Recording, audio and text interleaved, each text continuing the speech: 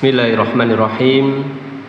Assalamualaikum warahmatullahi wabarakatuh. Alhamdulillahi ala ihsanih wa syukru lahu ala taufiqihi wa amtinanih. Wa asyhadu an la ilaha illallah wahdahu la syarika lah ta'ziman li sya'nih.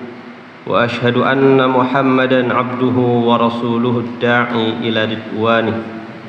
Salawatullah wa salamuhu alaihi wa ala alihi wa ashabihi wa atba'ihi wa ikhwanih.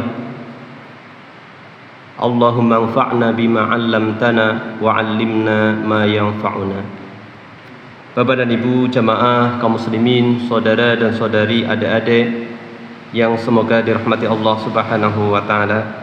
Marilah kita untuk senantiasa memuji Allah Subhanahu wa taala atas kebaikan-kebaikan Allah Subhanahu wa taala, bersyukur kepada Allah Subhanahu wa taala atas taufik dan karunia dari Allah Subhanahu wa taala. Semoga salawat dan salam akan senantiasa tercurahkan kepada Nabi kita yang mulia, Nabi Muhammad sallallahu alaihi wasallam, demikian juga keluarga beliau, para sahabat dan segenap umatnya yang mengikuti ajarannya hingga akhir zaman nanti.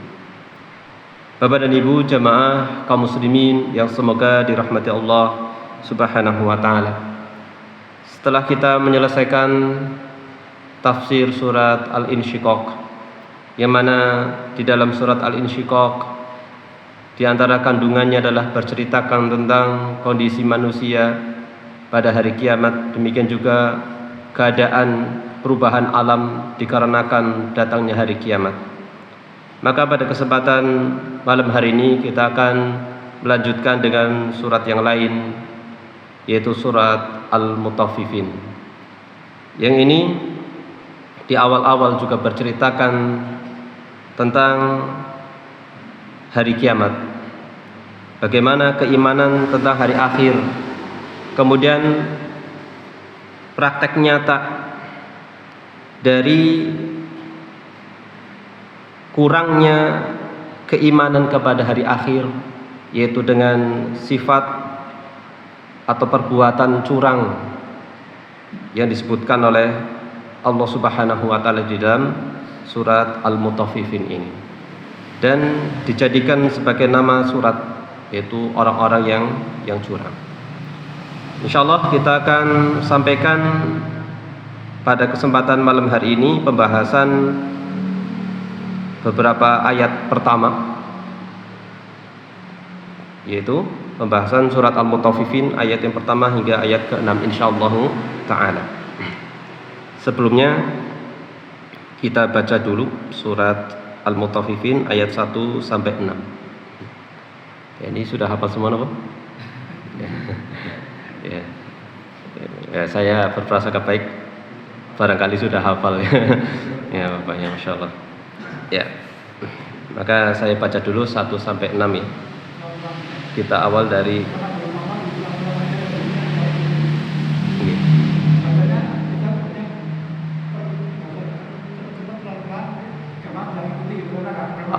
oh gitu ya, saya dulu, saya berhenti kemudian panjenengan ngikutin ya. Gitu ya.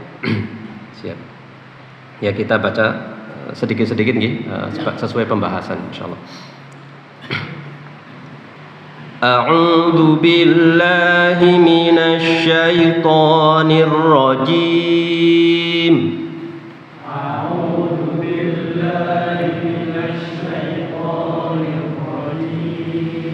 Bismillahirrahmanirrahim.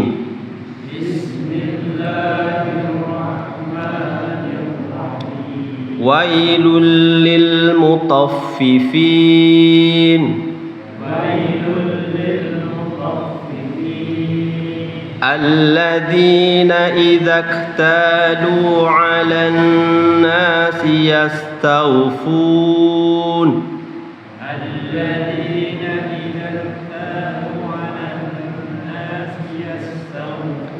الذين إذا اكتالوا على 'alan nasi yastawfun. Kita ulangi. Alladzina idza iktalu 'alan nasi yastawfun. Alladzina idza iktalu 'alan nasi yastawfun.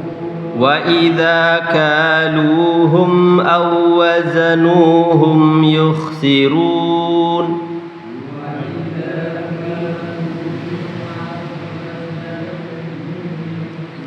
Ya, kita bagi ya. Wa idza kaluhum aw wazanuhum yukhsirun. Wa idza kaluhum aw wazanuhum yukhsirun.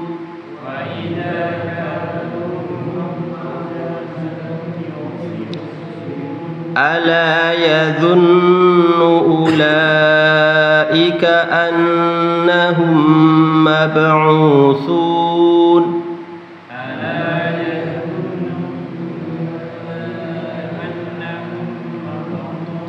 Ala yadhunnu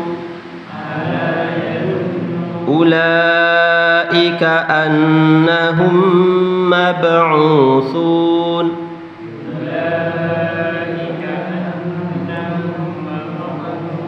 Ala yadhunnu ulaika annahum mab'utsun.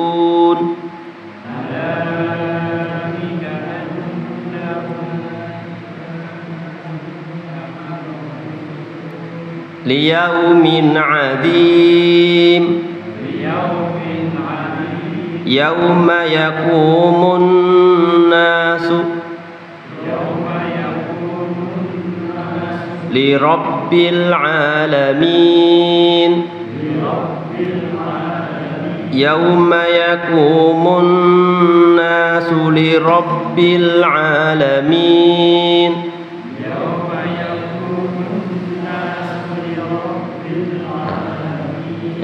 Kurang lebih seperti itu, nanti bisa baca sendiri gitu. Jadi sudah pernah bareng, jadi insyaallah ini.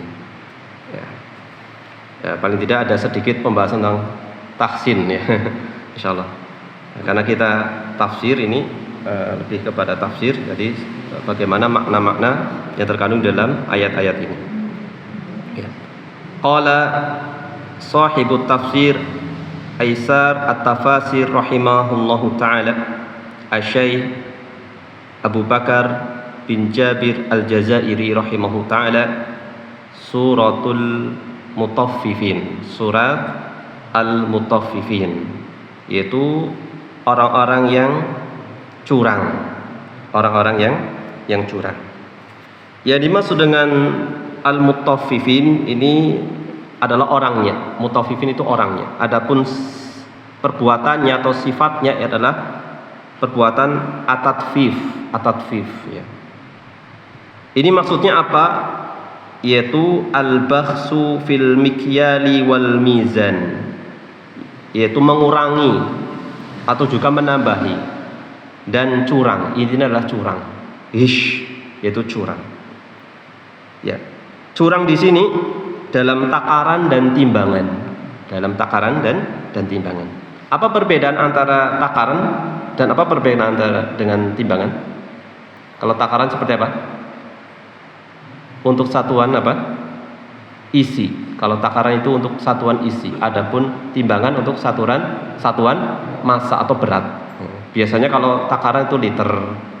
Kalau timbangan adalah kilo, seperti itu ya, massa atau berat. Ini bisa dikurangi, bisa ditambah, ini bentuk kecurangannya. Ya, karena ada dua sisi nanti. Ya, bisa ditambahi, bisa juga pengurangan. Maka al-mutaffifin ditafsirkan oleh Allah Subhanahu wa taala, yaitu bahwasanya Allah Subhanahu wa taala mengancam mereka dengan kerugian dan kebinasaan. Ya, seperti itu. Jadi intinya adalah al-mutaffifin adalah orang-orang yang curang dalam takaran maupun timbangan, bisa menambahi atau mengurangi. Dan ini bukan hanya dalam masalah jual beli nanti. Ini bisa sifatnya umum.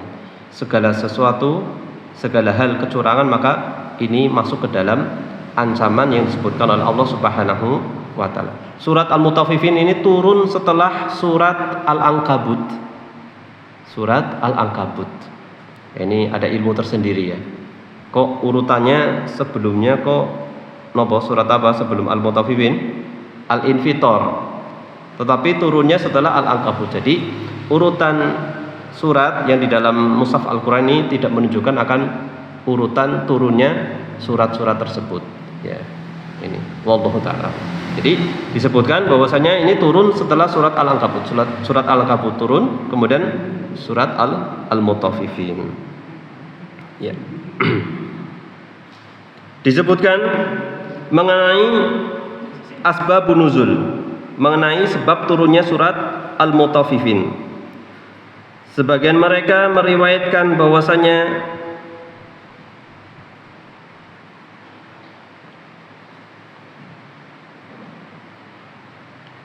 disebutkan sebagian ulama meriwayatkan bahwasanya sifat takfif atau kecurangan ini dalam takaran, timbangan, kemudian juga dalam permasalahan wudu dan sholat.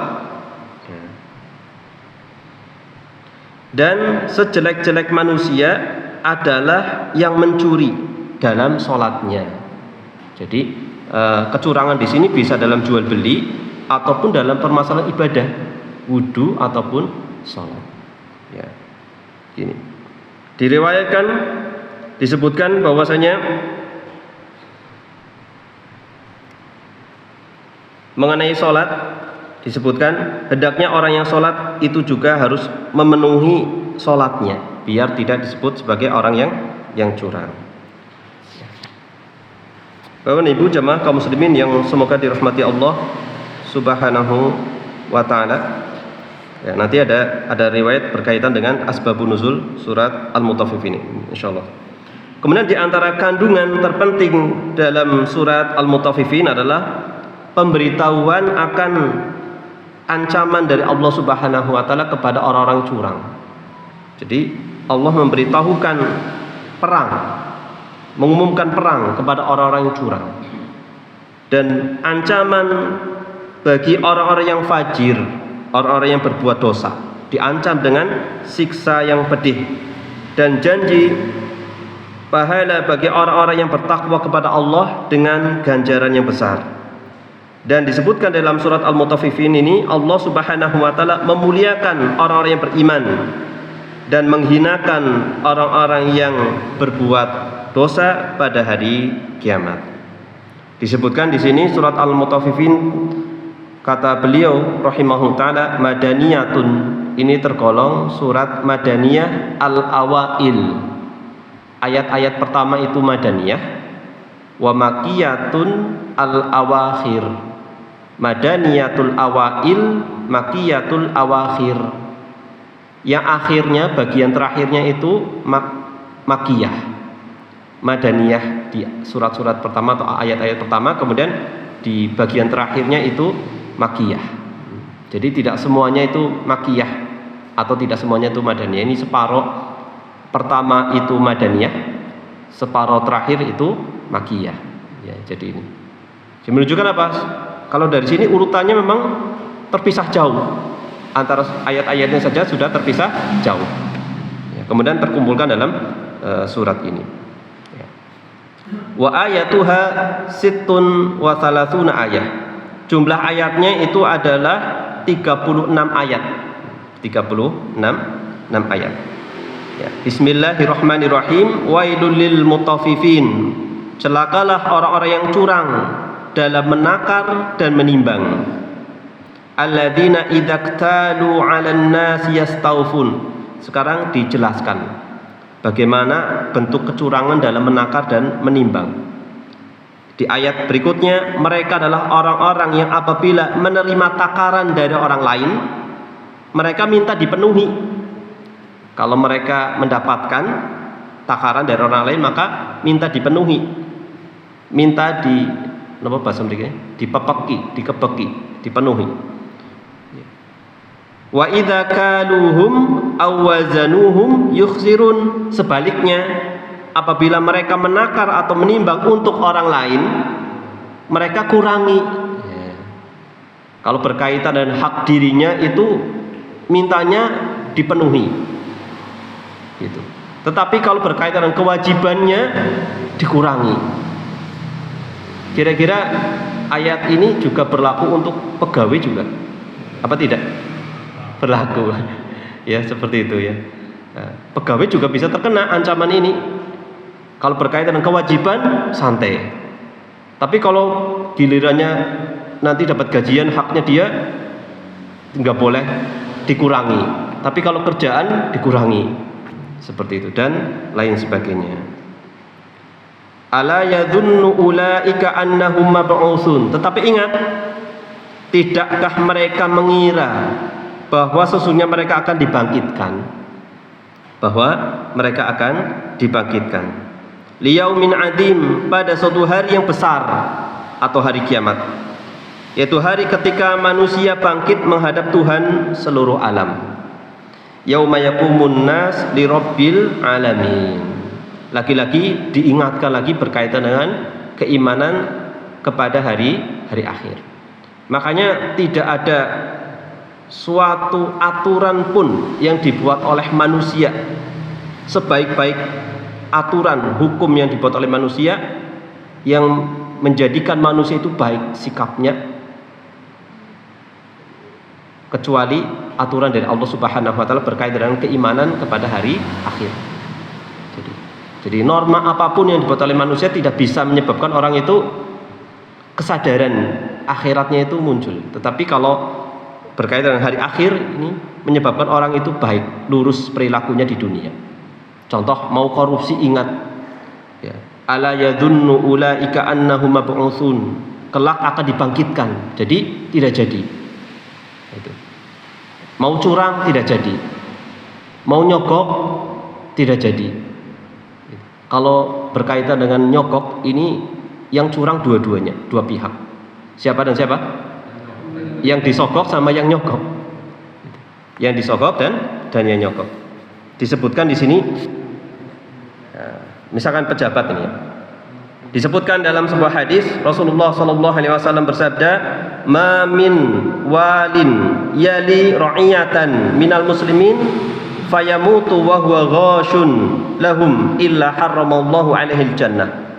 Setiap pemimpin yang memimpin rakyatnya di kalangan kaum muslimin lalu dia mati sementara dia pernah menipu rakyatnya, salah satu bentuk penipuannya seperti itu, maka Allah haramkan dia untuk masuk surga. Karena bisa jadi ada orang yang lebih berhak menempati posisi tersebut, karena ada yang nyogok, akhirnya tergeser. Itu kan akhirnya curang. Demikian juga pegawainya juga seperti itu. Kalau tidak bisa korupsi uang, korupsi apa? Korupsi waktu. Kalau aturannya jam sekian dan sekian ini, berarti dia harus memenuhi. Gitu. Kecuali ada suatu kondisi dia memang terpaksa harus ini. Tapi aturan seperti itu maka tidak boleh untuk korupsi waktu. Ini juga termasuk kecurangan. Sedangkan upahnya dia tidak mau dikurangi, tetapi ketika kewajibannya dia inginnya pulangnya terlambat, tetapi masuknya terlambat, berangkatnya terlambat, tetapi pulangnya kasih. Kecuali di tempat kerja yang memang belum ada aturan seperti itu atau aturannya lebih leluasa. Tetapi kalau aturannya di dalam perusahaan tersebut itu tegas seperti itu, ya harusnya diikuti. Ini sebuah konsekuensi dari sebuah akad. Gitu. Ya, jadi jangan sampai dalam hal masalah hak ingin dipenuhi, tetapi dalam masalah kewajiban tidak mau menunaikan dengan sebenar-benarnya. Ya.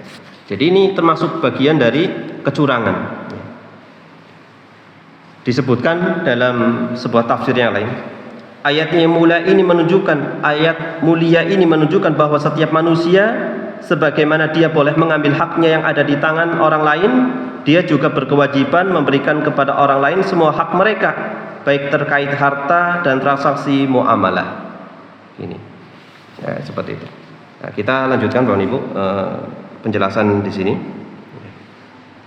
makna ayat, makna dari ayat-ayat ini.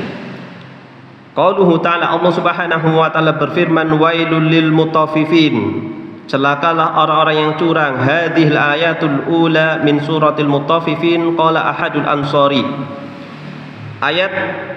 Ayat pertama di dalam surat Al-Mutaffifin dikatakan oleh salah satu sahabat Ansor radhiyallahu anhu, semoga Allah meridhoinya, kunna aswa an-nasi kailan hatta innahu liyakuna li ahadina mikyal yashtari bihi wa akhar yabi'u bihi. Disebutkan oleh sahabat Ansor ini, kami ini dahulu adalah manusia yang sangat buruk dalam masalah takaran dan timbangan. Salah satu dari kami memiliki dua takaran. Takaran untuk membeli dan takaran untuk menjual. Wa ma in nazalat fina wailul lil mutaffifin hatta asbahna ahsana kailan wa waznan. Ya.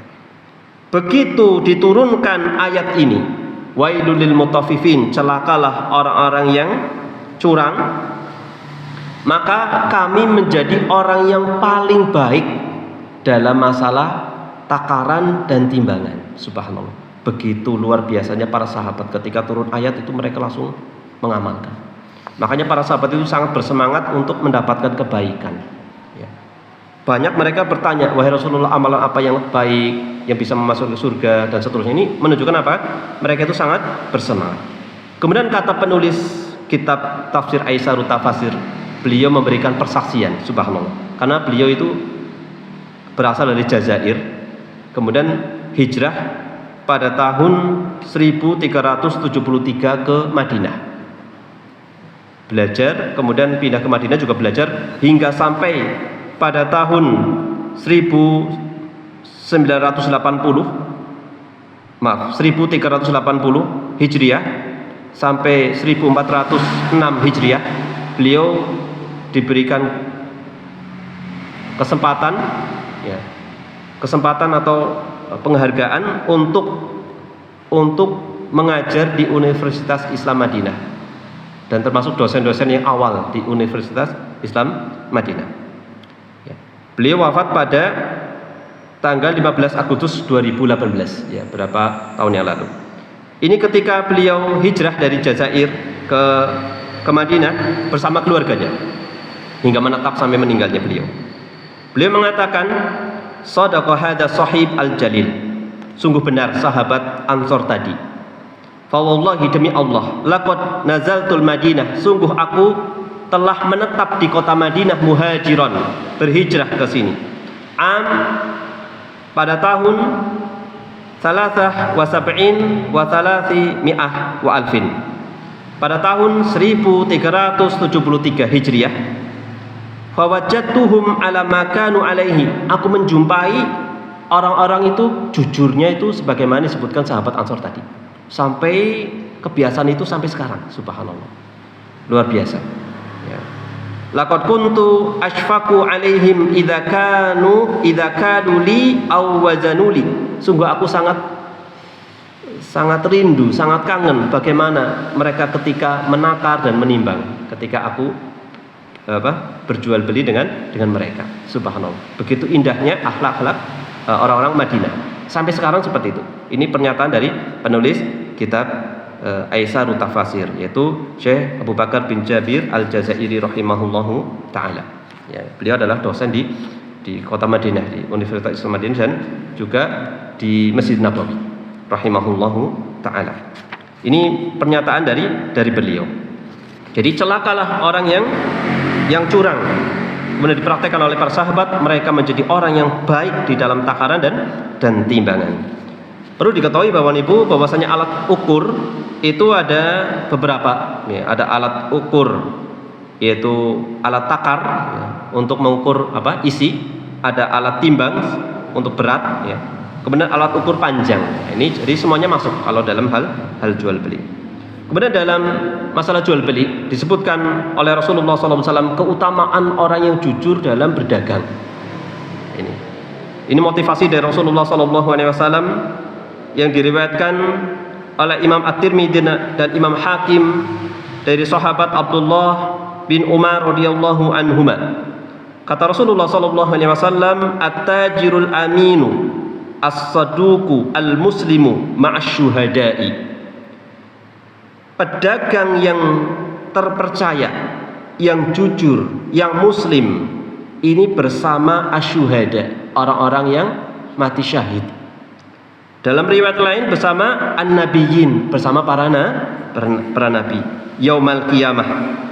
Subhanallah, pada hari kiamat akan digolongkan bersama para nabi, orang-orang yang jujur, demikian juga orang-orang yang mati syahid. Subhanallah, ini keutamaan yang besar. Jadi bukan hanya orangnya rajin sholat, berkaitan dengan ibadah, tetapi dalam berdagang juga kita bisa mendapatkan kedudukan derajat yang tinggi bersama para nabi, bersama para syuhada. Bagaimana syaratnya?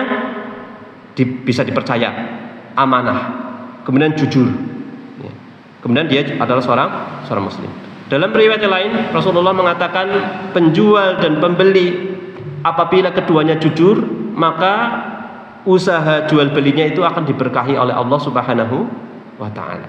Dan kebalikannya, ketika ada kecurangan, tidak jujur, maka tidak diberkahi oleh Allah Subhanahu wa taala. Jadi masalah jual beli bukan masalah duniawi, tetapi nanti ada sangkut pautnya dengan apa?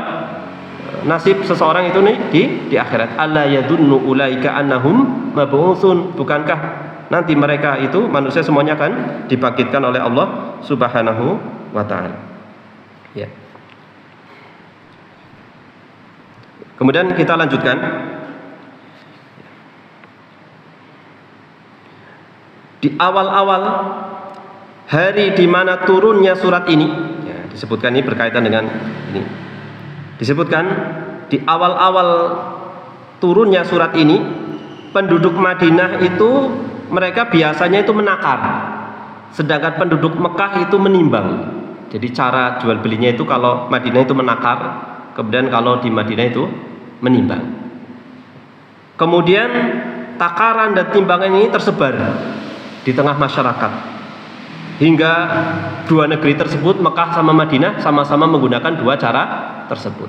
Makanya kalau kita berbicara tentang zakat ini kan tidak terlepas dari takaran. Ada istilah wasak, ya, ada istilah wasak seperti itu.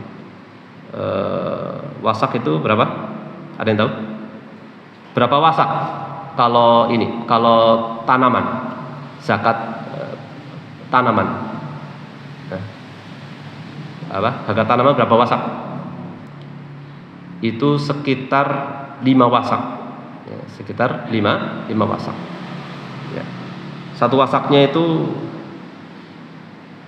betul ya?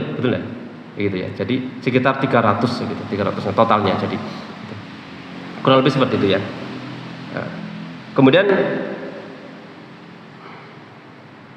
ya, gitu. Jadi berapa sok gitu ya. Jadi nanti kurang lebih sekitar 700-an gitu. Masuk nisabnya itu 700-an kilo. Ya, masuknya seperti itu. Jadi intinya apa? Wasak itu adalah berapa kali tunggangan ke ontak. 5 wasak berarti berapa kali tunggangan ke ontak. Sekali wasak berarti sekali tunggangan. Jadi itu sebagai apa? Ukuran. Ya, kita kembali ke sini. Jadi itu sudah hal yang makruf ya. Ada takaran, ada timbangan seperti itu. Dan sampai sekarang juga seperti itu. Ya. Kita lanjutkan Bapak Ibu, disebutkan oleh Imam An-Nasa'i, beliau meriwayatkan dari sahabat Ibnu Abbas radhiyallahu anhu, tatkala Nabi Muhammad sallallahu alaihi wasallam datang ke kota Madinah, mereka penduduk Madinah itu min akhbathin nas kailan, termasuk manusia yang buruk dalam masalah takaran. Fa anzalallahu ta'ala, sehingga Allah Subhanahu wa taala menurunkan firman Allah Subhanahu wa taala, wailul lil mutaffifin. Jadi tadi penduduk Madinah biasa menakar, kemudian ternyata buruk sekali. Takarannya tidak sebagaimana takaran yang benar, tidak jelas ukurannya. Misalkan kalau sayur apa biasanya? Sebengket, itu kan berarti takaran ya. Nah itu. Biasanya segini, misalkan berapa? Kangkung gitu. Seikat gitu. Berapa sih sekarang? Gitu. Nah itu kadang-kadang orang ngurangi. Nah ini juga termasuk bagian dari umumnya kalau seikat ya sekian, kok malah dikurangi. Nah itu juga termasuk bagian dari kecurangan, Bapak Ibu. Kemudian juga Rasulullah SAW melarang menjual seonggok kurma yang tidak diketahui takarannya, yang bisa digunakan untuk kurma. Nah, jadi tidak jelas standar dari takarannya. Maka ini Rasulullah melarangnya. Jadi hendaknya berdasarkan takaran yang benar. Fa ahsanul kaila ba'da dzalika. Maka mereka memperbaiki cara berjual beli mereka, yaitu menakar mereka setelah turunnya firman Allah Subhanahu wa taala dalam surat Al-Mutaffifin ini. Ya. Kemudian disebutkan mereka itu menjadi manusia yang paling memenuhi takaran hingga hari ini. Subhanallah. Hingga hari ini. Kemudian kita lanjutkan Bapak Ibu. Disebutkan di sini yatawa'adu subhanahu wa ta'ala biwadin fi jahannam bisaili sadidi ahlin nar alladzina yukhsiruna an-nas al-kaila wal mizan. Allah Subhanahu wa ta'ala mengancam dengan satu lembah di neraka jahanam yang dipenuhi dengan aliran nanah penduduk neraka yang mereka dulu itu mengurangi takaran dan timbangan. Masya Allah. Ay yang kusuhum, mereka mengurangi, wa yubayyinuhum ta'ala biqaulihi. Maka Allah Subhanahu wa taala menjelaskan bagaimana bentuk kecurangan mereka, yaitu alladzina idaqtalu 'alan nasi yastawfun, yaitu orang-orang yang apabila mereka menakar untuk orang lain, apabila mereka menerima takaran dari orang lain, mereka minta dipenuhi. Kemudian sebaliknya apabila mereka menakar atau menimbang untuk orang lain, mereka menguranginya. Ai ishtarau minhu ya'khuduna kailahum wafiyan. Mereka membeli dari orang-orang, kemudian memintanya itu dipenuhi, takarannya itu dipenuhi. Wa kadza idza wazanu wa idza kaluhum. Demikian juga ketika mereka menimbang, dan apabila mereka menimbang dan menakar, kalu lahum, mereka menimbang untuk orang lain, awazanu lahum, atau menakar untuk orang lain, lam yukhsiru ayyang kusu lahum yukhsirun, mereka mengurangi, mereka curang dan mengurangi. Qala ta'ala wa bakhan lahum munkiran. Maka Allah Subhanahu wa taala mencela perbuatan mereka dan mengingkari perbuatan mereka dengan firman Allah taala ala yadhunnu ulaika, yaitu orang-orang yang celaka, orang-orang yang curang. Maka bukankah mereka meyakini bahwasanya mereka akan dibangkitkan, yaitu mereka di sini adalah orang-orang yang curang tadi. Allah Subhanahu wa taala memerintahkan umat manusia untuk memenuhi takaran dan timbangan. Di antaranya adalah surat Al-An'am. Nanti dilihat surat Al-An'am. Allah berfirman, "Wa auful kaila idza kiltum." Dan penuhilah takaran apabila kalian menakar. Penuhilah takaran apabila kalian menakar. Kemudian di dalam surat Ar-Rahman disebutkan wa aqimul wazna bil qisti wa la tukhsirul mizan. Dan tegakkanlah timbangan dengan penuh keadilan dan jangan kurangi timbangan. Maka dulu kaum Nabi Syuaib mereka itu terbiasa melakukan kecurangan yang seperti itu, mengurangi timbangan, takaran. Maka mereka dibinasakan oleh Allah Subhanahu wa taala dengan sebab mereka itu mengurangi timbangan dan takaran. Bapak dan Ibu jamaah kaum muslimin yang semoga dirahmati Allah Subhanahu wa taala. Ini kalau berkaitan dengan jual beli. Sifat yang curang seperti ini terkumpul dua sifat yang buruk. Yang pertama adalah asyuh wal bukhl. Asyuh itu adalah pelit, bakhil yang begitu parah. Kemudian bukhl. Bukhl itu apa? Bukhl itu juga pelit atau bakhil. Yang disebut dengan asyuh adalah ketika mereka meminta hak mereka itu disempurnakan. Ini syuh, ya. Yaitu sifat pelit yang begitu sangat, itu ketika berkaitan dengan hak mereka, mereka minta disempurnakan tanpa memperhatikan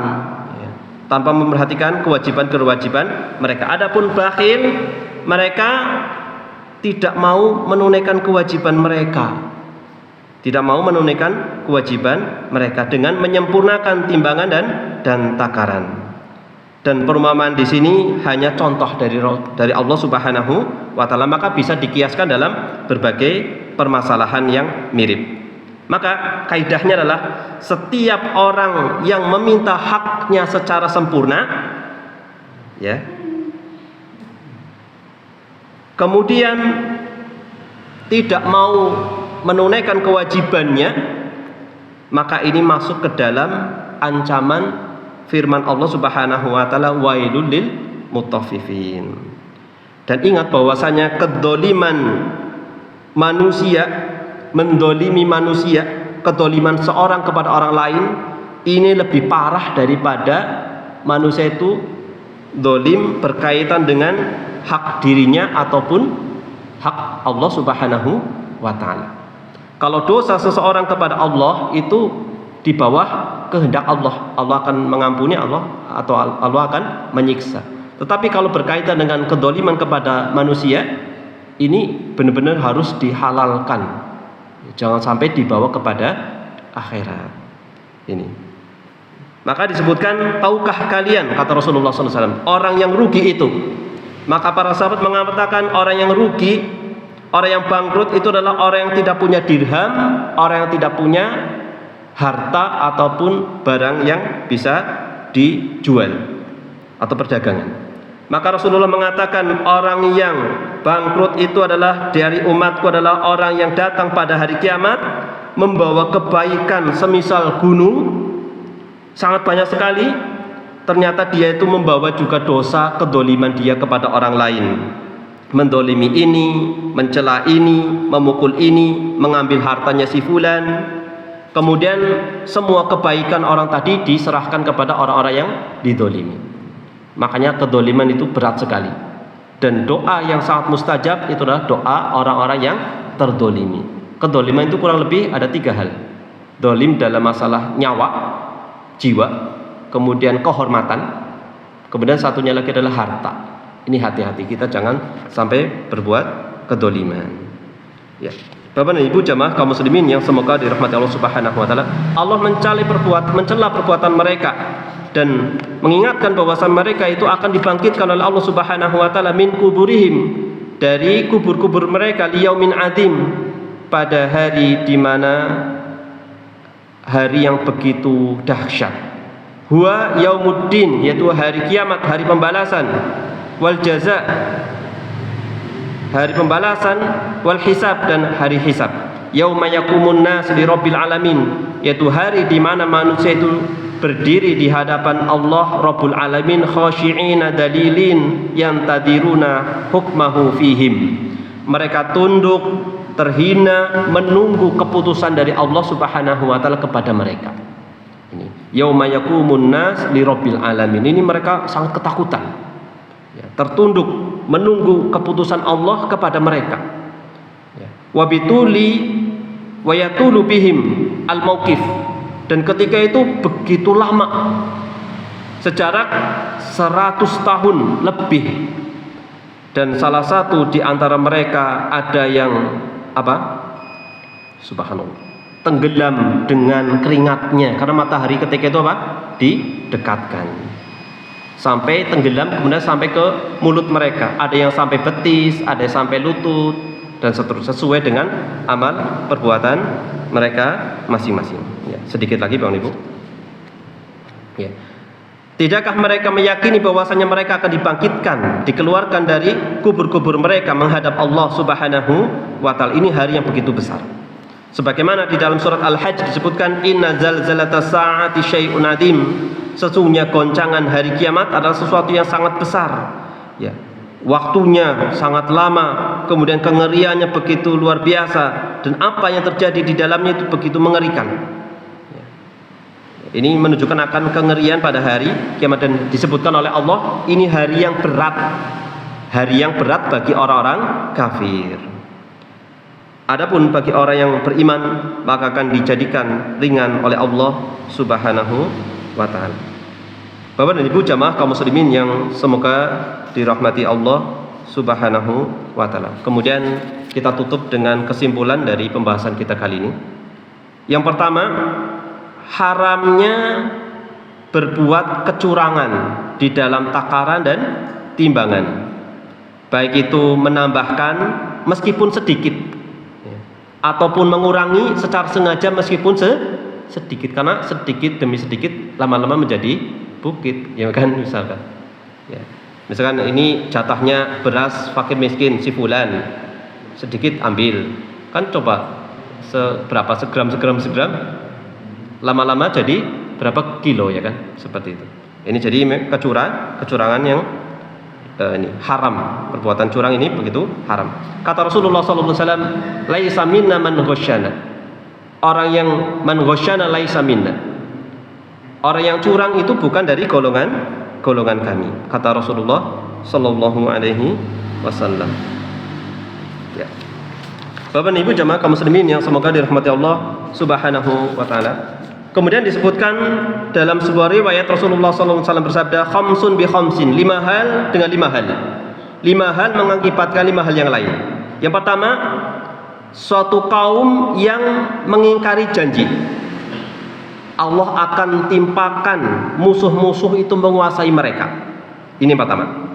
Kemudian yang kedua, mereka berhukum dengan selain hukum yang diturunkan Allah, melainkan akan ditimpakan kefakiran di tengah mereka. Kemudian yang ketiga, munculnya perbuatan keji dan kemaksiatan, maka akan ditimpakan penyakit wabah taun yang mematikan. Kemudian berikutnya, tidaklah suatu kaum itu mengurangi takaran, melainkan akan dihalangi kesuburan tanah, kemudian akan ditimpakan paceklik, krisis yang begitu panjang. Ya. Dan tidaklah mereka tidak mau membayar zakat, melainkan akan ditahan oleh Allah Subhanahu Wa Taala hujan. Turunnya hujan itu akan ditahan. Jadi 5 hal menyebabkan 5 hal yang lainnya. Ya. Kemudian pelajaran yang kedua, Bapak Ibu. Ya. Pelajaran yang kedua, at-tadhkiru bil ba'tsi wal jazaa'i wa taqririhima, yaitu mengingatkan akan adanya hari kebangkitan dan hari pembalasan dan penetapan akan kedua hari tersebut atau hari akhir. Kemudian Bapak Ibu jamaah kaum muslimin yang semoga dirahmati Allah Subhanahu Wa Taala. Kemudian yang ketiga, yang terakhir, besarnya, ngerinya hari kiamat, hari di mana manusia itu berdiri menghadap Rabbul Alamin untuk diadili oleh Allah Subhanahu Wa Taala keputusan mereka, dan dibalas masing-masing manusia dengan sebab amalannya, baik itu amalan kebaikan ataupun amalan keburukan. Ya, jadi ini kesimpulan yang bisa kita ambil. Kemudian ketika itu manusia itu sangat kepanasan, bahkan disebutkan menjadi meleleh dengan sebab matahari yang didekatkan. Di antara mereka itu ada yang tenggelam dengan keringatnya mereka, kucuran keringat mereka. Disebutkan oleh sahabat Ibnu Mas'ud radhiyallahu anhu, yakumun arba'ina sanah rafi'i ru'usihim.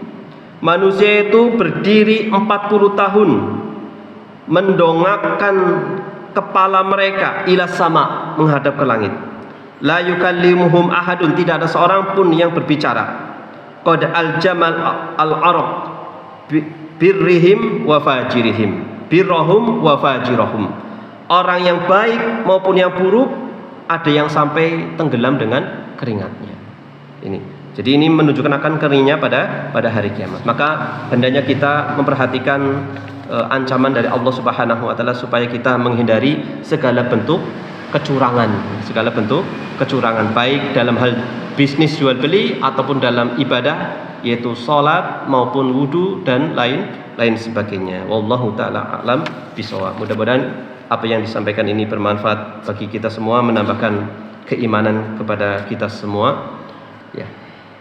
Allahumma inna nas'alukal huda wat tuqa wal afaf wal hina. Subhanakallahumma wa bihamdika asyhadu an la ilaha illa anta astaghfiruka wa atubu ilaik. Wa sallallahu ala Muhammadin wa ala alihi wa sahbihi wa sallam wal afu minkum. Wassalamualaikum warahmatullahi wabarakatuh. Masya Allah.